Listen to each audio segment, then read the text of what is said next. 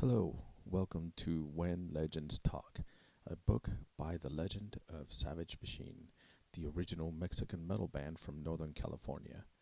Just a word of caution, this book contains topics and scenarios that may be triggering to some people. Discretion advised. Chapter 12, Palido. I remember Mom asking us what we wanted for Christmas, and I mentioned I wanted a tape recorder so I could record my favorite songs off the radio. She got me a dual deck tape recorder, and I was so excited that I literally took it to bed with me. I played with that thing every single day for hours until it broke. It felt like my heart itself had broken.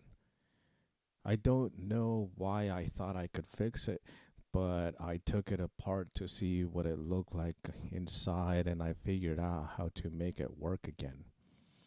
Sometime later, my mom took us to the immigration office in San Francisco trying to get us citizenship and met a man who would become her second husband who brought us my brother and another younger sister and a stepsister. He had a quick temper but was nice guy overall. He was somewhat of an activist for local farm workers and helped people with their immigration paperwork. He was disabled because in the past he fell off a ladder while picking apples and broke both his wrists and developed migraines as well. Even then, he had a tough time turning people away who would ask him for help. He is the reason I know how to work on my cars now because I would get nosy when I saw him working on the cars and I would ask a million questions. Fortunately, he was patient enough to answer all my questions. He was also very much involved in other groups that would have weekend retreats and religious events. I always enjoyed going to these events because they were often held in areas that had a lot of nature, which has always been a great draw to me. But that also taught me that poison oak also existed in America. I returned with poison oak many times and with varying levels of severity. Yes, I've had poison oak on almost every part of my body, including inside my mouth. My mom would make smoothies for me to drink with a straw so I could eat, even if it was just liquid diet for a while. He was very much a hardcore Catholic. That meant that we had to all pray the rosary on our knees every day and go to church every Sunday without fail. If we were out of town, he would find a local church for us to attend that Sunday.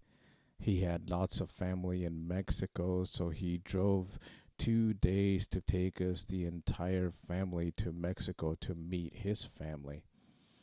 Turns out his hometown was not very far from the town where Grandma's house was located. I got to know his nephew well, and he happened to be visiting in Mexico as well. Nephew had asked me to help him install a radio in his truck since stepdad had mentioned to him I was handy with electronics, and in return, he offered to give me a ride to wherever I wanted. I had several places I wanted to go, but he insisted I go to the town where I grew up, so he drove me there. The moment we arrived, I saw several of Dad's family members, including older sister, white lady, green eyed, who was quick to swear at me and remind me what a piece of shit I was. Other family members invited me to come over and they started showing me a picture album which was loaded with pictures of my dad when he was in his last breaths. I was appalled that they thought I would want to linger in that time I left. I went to see Grandma as well, whom I learned had been very sick since returning from a trip to Mexico City.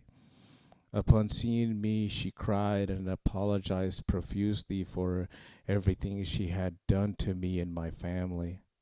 I must admit I felt for her. I could see her eyes filled with remorse, and my heart melted despite all she put us through. My response was not my proudest moment, but it is the truth.